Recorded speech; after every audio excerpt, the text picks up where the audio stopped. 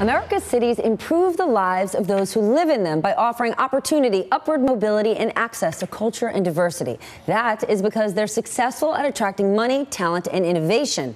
But that success is also leading to the undoing of the American city. So metropolitan centers all around this country are seeing accelerated inequality. Pockets of concentrated wealth and pockets of concentrated poverty are squeezing out the middle class. I got a graphic to show you. In 1970, this is across all cities in America, the percentage of families living in either all poor or all rich neighborhoods, look at the columns on each side of the screen, totaled 15%. Now look at the middle of the screen. The percentage of families in middle-income neighborhoods, when you add those two together, is 65% almost. Fast forward now, change to 2012, and look at the distribution. Look at the spread. The percentage of families living in all poor or all rich neighborhoods have more than doubled to 34%, the two columns on either side. New world. The percentage of families in the middle-income neighborhoods fell significantly to just 41%. So our cities are getting both richer and poorer on the edges, and they're slimming down in the middle class that are so crucial to cities. And we have to break down why this big problem exists, and we're very lucky today. We've got Richard Florida with us, world-renowned urban studies professor at the University of Toronto, who has studied specifically how cities improve the human condition. And now he says he has been forced to reassess that thesis in his new book, The New Urban Crisis: How Our Cities Are Increasing Inequality, Deepening Segregation, and Failing the Middle Class. But most importantly, and what we can do about it. Richard, welcome. So walk us through this.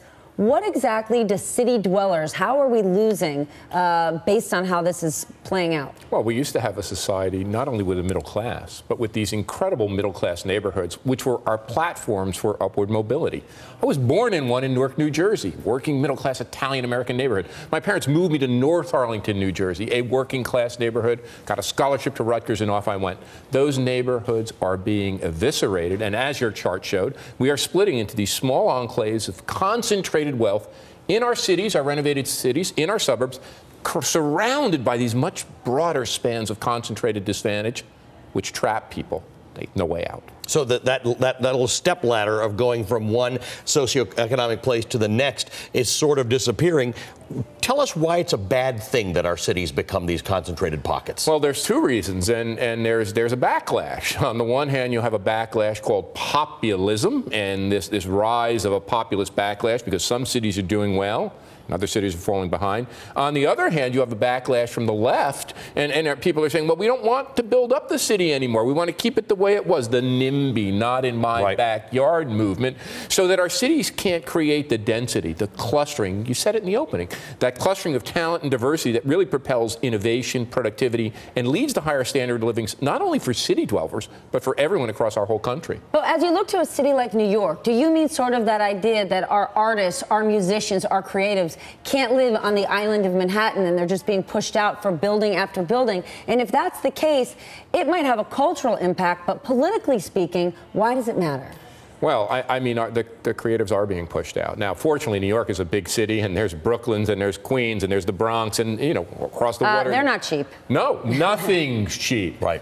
In a great city. And San Francisco's the same. LA's the same. But the creatives who really not only create the cultural life, but are important to arts, design, fashion, entertainment, leading media, leading edge industries, tech in this city, you know, $9 billion in startups in New York City, second only to San Francisco. As they're driven out, these industries suffer. And I think on the political end, what we get is really this political crisis in America, that people feel like their interests aren't being served, so they lash out. Some move to the right and go for the populism a la Trump. Others go for a kind of populism of the left, and we have this missing middle. So in fact, that graph of what has happened to cities is also a graph of what's happened to us politically in this country. The cities, like political parties, like political moderates, are the breeding ground for people to come together. And Richard, what can be done? Right, you're going to continue to build massive high-rises with rents are going to continue 500 to go apartments up, rather than having cool, chic, open lofts where artists can squat and hang. Well, we got to do three things. We've got to build more. We haven't built enough. Now, New York has built, but more cities have Bill, to I don't know, build we're pretty built. And we got to build more. We got to increase density. But we've also got to commit to providing affordable housing. And, you know, if you're a professor in New York City, if you're Columbia or at NYU, you get affordable housing provided by your university.